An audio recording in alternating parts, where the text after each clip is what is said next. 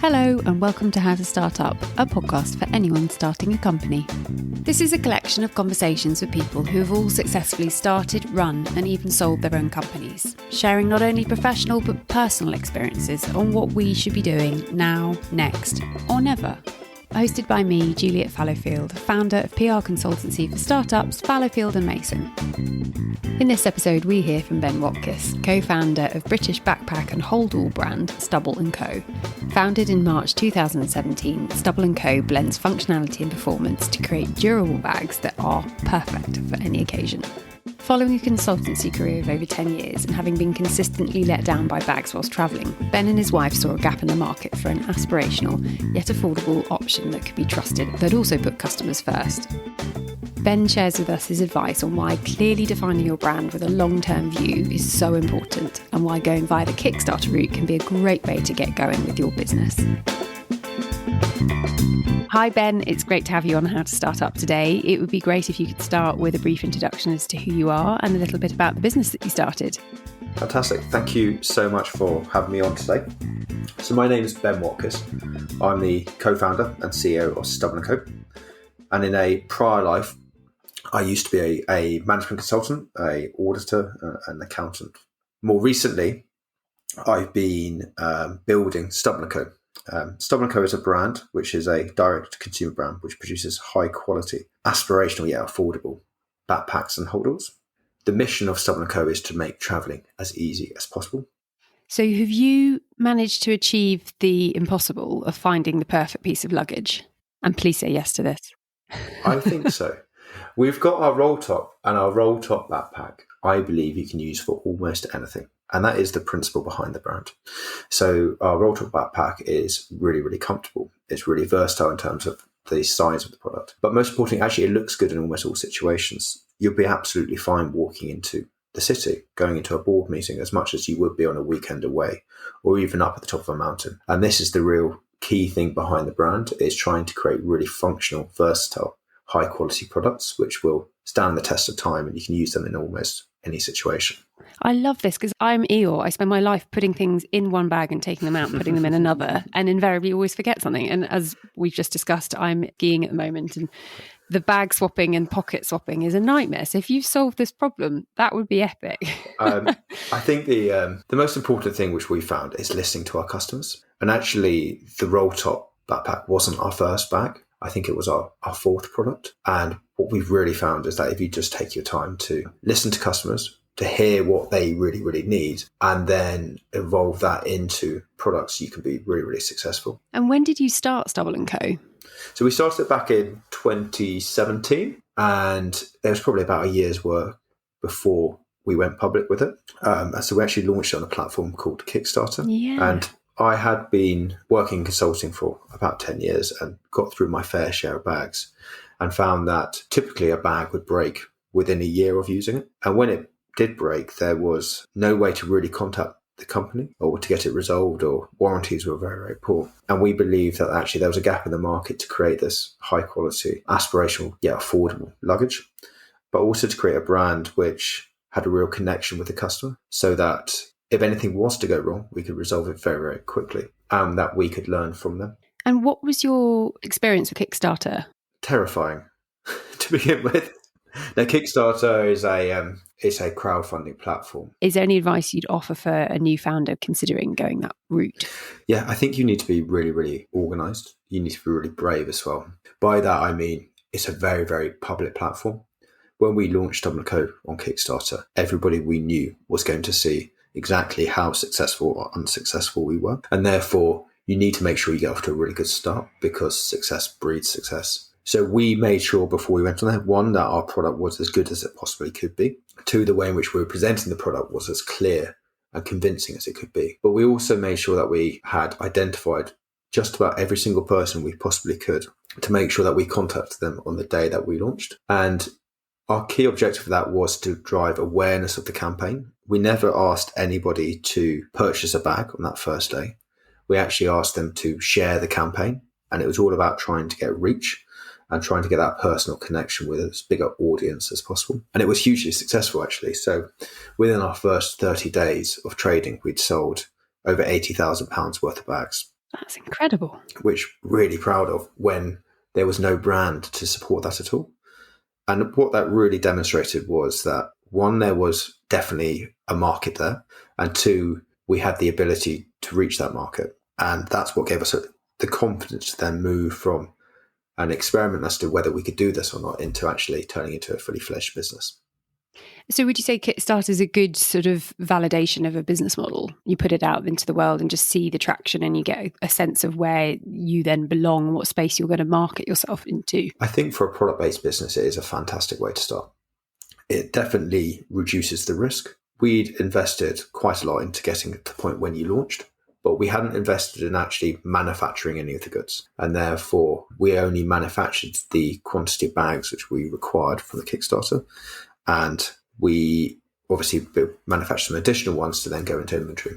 But what it meant was the actual amount of capital we needed to get the business off the ground was much lower. It also meant that we were really, really focused on the brand and what it was we were trying to build right from the start, because you've then got a very public platform, which is always going to be there. And that is what everyone's going to remember, particularly our close contacts, as to what the business represents. This is a thing you can squirrel away and work on a business and actually not tell anyone you could have founded something. But until you put it out into the world, no one will really know what you're doing. How would you manage that sort of that ego element, I guess, around that? I don't know. Because you are very vulnerable. It all comes down to preparation, doesn't it? You've got to be confident that whatever happens, you're proud of the outcome, if that makes sense. Yeah. So you feel like you have put everything into it which you could have done, and that you've left no stone unturned. We actually were pushed, dare I say it, into launching maybe slightly before we thought we were ready. And it was a really, really close friend of ours who actually produced our first Kickstarter video. And he basically turned around saying, "You're chasing perfection, and trying to achieve perfection is nearly impossible. And actually it's probably commercially unviable. And that actually the most important thing is that you've given it your all. You've got it as far as you possibly can take it. You're proud of where you're at. Go ahead, launch it, but then make sure you learn really, really quickly off the back of it. And that if you need to make any changes or any amendments, then you're set up in a way where you can implement those as quickly as possible." And I actually think that's really, really wise advice. So have some bandwidth prepared once you've gone out there to listen to that feedback and be nimble. Exactly. And to be really open to feedback. Yeah. And to constantly want to improve. And actually, the very best way to learn is by having your product in customer hands. It's then making sure that if you were to have a common piece of feedback, that we address it. And so, for example, the common feedback from our very first bag was it's not big enough. They loved the style, they loved the quality, they loved the functionality of it, but actually they wanted a slightly bigger one. And that's when we then launched the Weekender. And so then by having that in our range, it then grew our product catalogue, which then helped us to grow the business that little bit more. I don't know whether we necessarily would have gone straight away for a slightly bigger version of exactly the same bag if it wasn't for actually having that customer feedback. Well, feedback, I'm definitely finding I'm at a point now where we're proven, we're rolling, we've had clients, we have clients, and then going back to the clients to say, please come and get your feedback. How do you encourage that feedback? Because if it's positive, people don't tend to want to share it too often, and they only share feedback if it's a complaint. But how do you go back to market and ask for that feedback? There's some really good platforms and tools out there. So we use something called Typeform, which is almost like SurveyMonkey, but it makes surveys really, really intuitive, user-friendly, and we can gain very, very good insight that way. And so we are really focused on trying to maintain that relationship with our customers after they purchase the bag. And when we send out feedback requests, our conversion rate on those in terms of the number of people who actually complete them is really, really high. And so we find people are very willing to share information to help grow and improve the brand. Is that because they're aware that you're still, well, I mean, you're 5 years in, but they love the product so much and they want to help you? Do they become part of your family? Absolutely. And I think it's, we will still send emails which are from Ben at Stubble Co. And we're trying to maintain that personal connection with them, even as the brand scales. I think that's something which we'll always try and do. But it's an interesting one because your business, your bag is a bag for life and you've built it to last. They're presumably not going to be a repeat client, but one that would just refer you on. And is that how you're building your business, with sort of such good integrity behind the product that people want to tell other people? It is, yeah. Yeah, hopefully you don't want them to come and buy another one. No, we don't. You've still got one. And you could say it's a flawed business model, but the rate at which it's scaling at the moment, and actually if you look at the repeat purchase rate, it's really, really ramping up at the moment. And what we're finding from that is that we're very strategically growing the range of products which we produce to make sure that there's multiple different items within the range which you might want to have. But for us, Q4, so the lead up to Christmas, is absolutely huge. And that comes down to gifting. And actually bags are a fantastic gift because they're giving that hope, that aspiration, that the excitement of travel indirectly. We're also at, I believe, quite a good price point for a lot of people. So our products are ranged between £95 and £185 at the moment. So it's a proper Christmas gift. Exactly. Well, and most of the UK book all of their annual leave and trips in January. So it's prime time to lead up to that as well. It really is.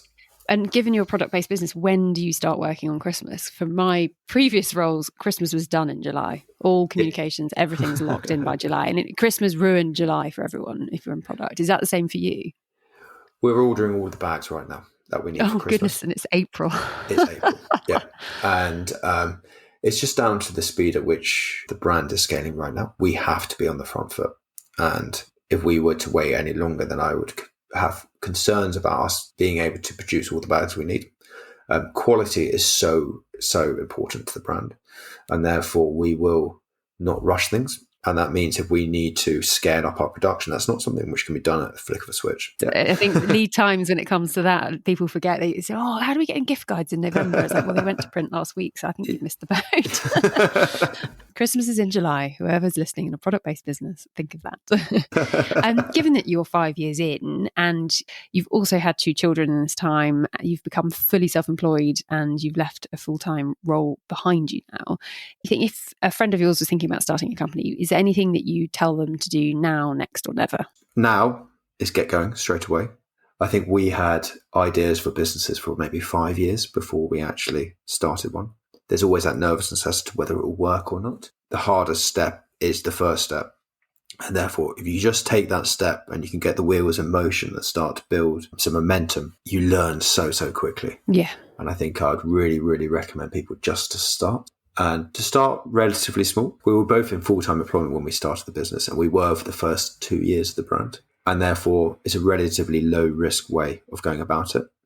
The sacrifice is time. You have no time. You have to work all hours of the day.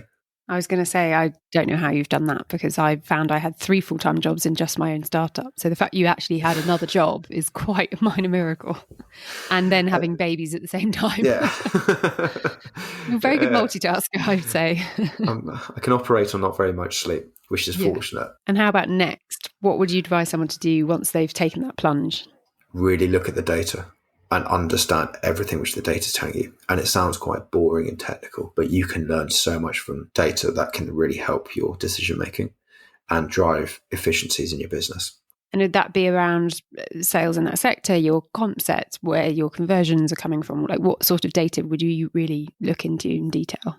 Absolutely everything, basically. Almost convert everything you can into data. So we track every single time a customer contacts us. Whatever that may be, good or bad, we are tracking that. And so we know exactly why people are reaching out to us.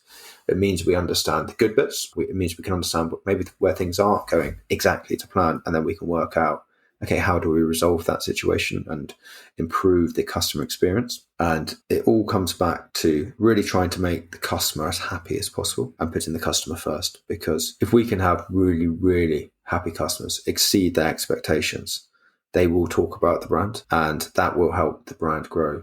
And it's far more efficient compared to trying to constantly acquire and convert new customers. I think someone else said that to me. It's like, as long as you're solving someone's problem and they want to pay to have that problem solved, you're in business. And if you keep listening to how that problem might be evolving for you, for example, saying we need a bigger bag or we need a wash kit or something else that you can solve for them. And I've seen this across any business, brand, service, product, you name it. And I think for me, it gives me a lot of sanity when I'm on an 18-hour day wondering what I'm doing. that, right, I'm solving that problem. It really helps. And going back to the data, I guess that's where that validation comes from as well. You're validating that problem. No, completely. And then what would be your never if you could go back and have your time again? I think I'll go back to almost that the gut instinct point. And that if your gut instinct says you shouldn't do something, never do it. Yeah. There's been a couple of instances where we have thought about using a supplier and we've spoken to a couple of people and we started working with them. Our gut instinct right from the start was this isn't going to work. But we continued to work with them. We allowed them to convince us that they were the experts and they knew better than us. But actually, they didn't. And the quality of the work which they delivered was not up to what our expectations were. And we had obviously wasted a fair amount of time and expense on working with them. And if we trusted our gut, that relationship wasn't going to work. Right from the start, there would have been some huge savings for us. And it's almost more gutting about the time, the sunk cost element of cutting your losses and just going back up to then go down another route. But yeah, I find it's the same with people as well. When you're recruiting a team, it's the sunk cost you've invested in them. You've spent time to find them, you onboard them, and you know really quickly. It's sort of like dating, I suppose, you know, within about 3 minutes if it's going to work out. But that gut feeling, I mean, well, it's scientifically proven, isn't it? The vagus nerve, it's just so important to listen to. Yep. Time advice is always valuable, given that you are juggling so many things, including a small family. How do you find the time in the day to do everything? The simple answer is you don't. Oh, no. Okay, you fixed the luggage problem, but you haven't fixed time. I think the most important thing is, one, you've obviously got to prioritize, but you've also do have to recruit, and you've got to recruit the right people. And I feel incredibly fortunate to have an amazing team working for Stubble Co, who we completely trust, who we can allow to work with a high degree of autonomy. And what that means is that they are actually taking a lot of workload off myself, and they're able to do that in a way where they don't need a huge amount of support. And so far, we've always managed to recruit ahead of the curve. So as the workload is building up too much, we've always managed to get the right person into a seat in time. And I think that's going to be increasingly important as we scale the business further, that we continue to hire the right people and we build the right culture where people are motivated to really over-deliver on their roles. And then we need to make sure that we look after them as well. It was a huge learning for me last year when I decided that, right, okay, this is going to work and I need a team and I miss having a team. But for me, it was actually harder to find the right people to join the team with the right outlook on work or what we were doing versus the clients. And the team is so much more important than the clients, in the sense of we try and make ourselves redundant with every client and it's project work, and we love the clients that we work with, and there's some that we choose not to, but finding the right people who are part of your culture for years, hopefully, it's game changing. And what you said about autonomy is so true. I think if you can trust the team and they enjoy it too, and this is the thing, this the week, trying to take a week off and give them a week away from me and just let them have the week together. So yeah, I hear you on that one. Given that you're 5 years in and the last 2 years have been through a pandemic, and pre that was Brexit, how have you managed? The pandemic was a challenge initially. At the start of the very first lockdown, our sales dropped by over 90%. And stayed there for 8 weeks. And it's pretty obvious, isn't it? Our bags are designed for travel and no one can move anywhere. Oh, don't remind me. But we had this really, really clear vision that actually we're wanting to grow a globally recognizable brand over a period of 10 years. We were only at that point in time 3 years into that journey. And actually, the most important thing was to really focus on the brand and to use that time to lay foundations for when people could travel again. And so we didn't do any snap sales. We didn't discount our products. We really, really focused on trying to think about what do we need to do to be relevant at this point in time to our customers and to be there ready for when they do need our products again. And whilst it was scary and definitely our expenditure was greater than the revenue coming into the business, we just backed ourselves and had confidence that actually a pandemic, however bad it was going to be, there would be brighter days on the other side of it. Yeah. And it's having that faith, isn't it? As you said, back yourself. And that roller coaster that every single founder talks about, you've got to be okay with a roller coaster. That was probably one of the biggest ones you'll have faced, let's hope. But backing yourself, having that deep rooted knowing that it's going to work, is so important. But it was completely the right thing to do as well. And as a brand, we've been profitable every single year. We've never taken any outside funding. We're growing the brand organically. And even by taking that strategy during a pandemic, we still grew by 45%. Wow. And actually, on the other side of the pandemic now, the growth is north of 200% at the moment. It's absolutely rocketing. And I truly believe that is down to all of the work that we put in during the pandemic to make sure that the brand was the right fit for our customers. And also that we use that time to really develop the products which our customers are going to need in the world when they could travel again. Yeah. And we've seen a lot of the sort of revenge travel that people are like, right, I'm out on that aeroplane and I'm not coming back for a while. 100%. Are there any last golden nugget pieces of advice that you'd like to share with a new founder? Absolutely. I can't claim this as my own piece of advice. I heard it somewhere else, but it's the best and the biggest and the fastest growing companies don't have the fewest problems. They're just the companies which are most effective at solving those problems and have the most fun solving the problems. And I think that is really, really true. You're always going to be firefighting. The world isn't perfect. Things will go wrong. We've grown the business through a pandemic. We've had Brexit. There's so many different instances which were so far beyond our control and have had a material impact on the business. And you've just got to find a way to solve those problems. So if you relish a challenge of problem solving, you're bound to be a founder at some point in your career. Absolutely. It's very, very true. Thank you, Ben. That's been wonderful chatting to you about all things startup and Stubble Co. And congratulations on the business. It's a very beautiful brand and I wish you all the very success in the future. Thank you so much for having me on. I've really enjoyed it. If you'd like to contact Ben, you can find all of his details in the show notes, along with a recap of the advice he's so kindly shared. Thank you for listening to How to Start Up. I hope these conversations offer you some confidence, encouragement, and reassurance that you're on the right track. If you've enjoyed this podcast, I'd be so appreciative if you were to rate, review, and subscribe, as it will really help other people starting a company discover it.